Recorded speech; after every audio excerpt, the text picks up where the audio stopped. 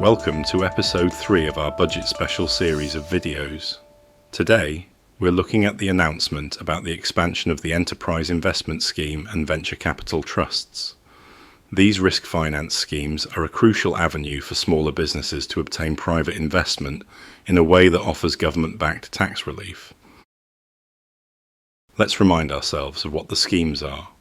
The EIS is the most generous of the two schemes, offering 30% income tax relief on qualifying investments, the opportunity to defer other capital gains while the EIS shares are held, a CGT exemption for the EIS shares themselves, and automatic share loss relief against general income if the EIS shares are disposed of at a loss, or if the company fails.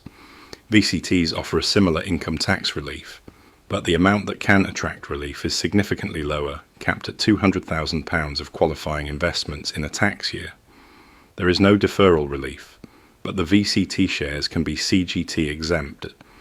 Additionally, dividends received are exempt from income tax as long as the investment limits have been adhered to.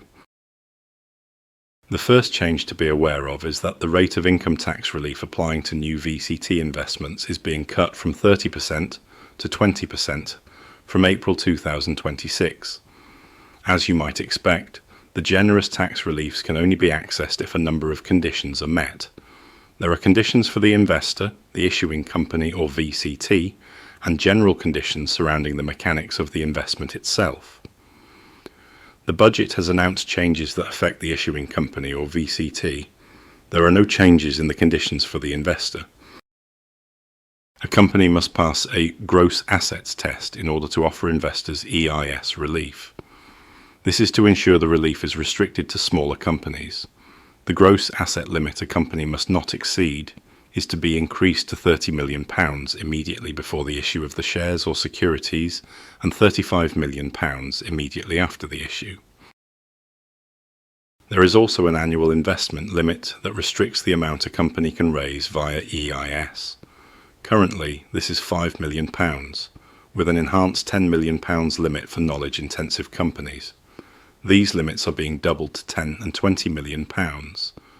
Finally, there is a lifetime limit that restricts the total a company can raise via EIS during its lifetime.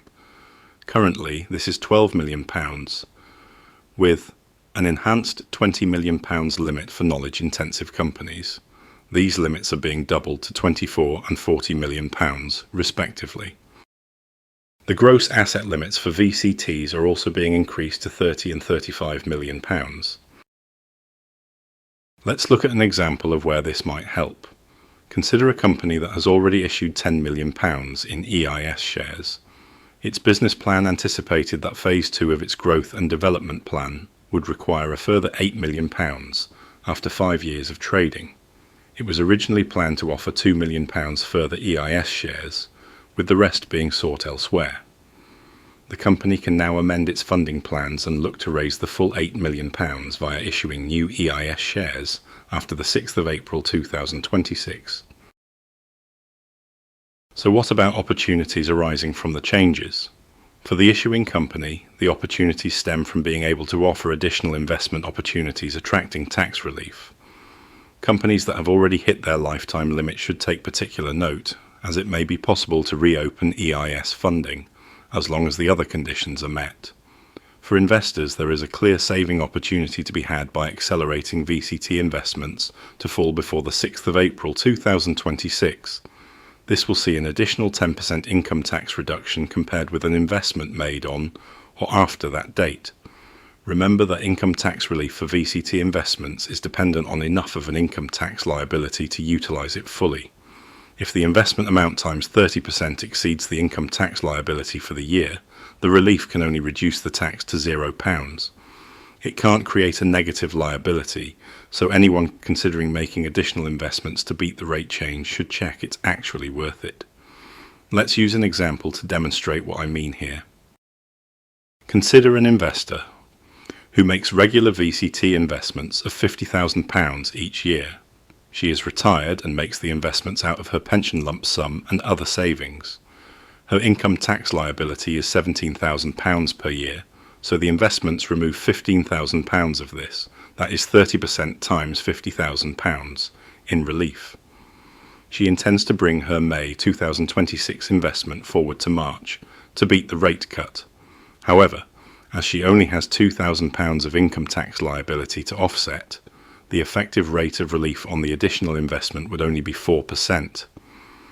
In this situation, our investor should simply wait and make her investment in May as usual, as this will net an additional £8,000 in relief.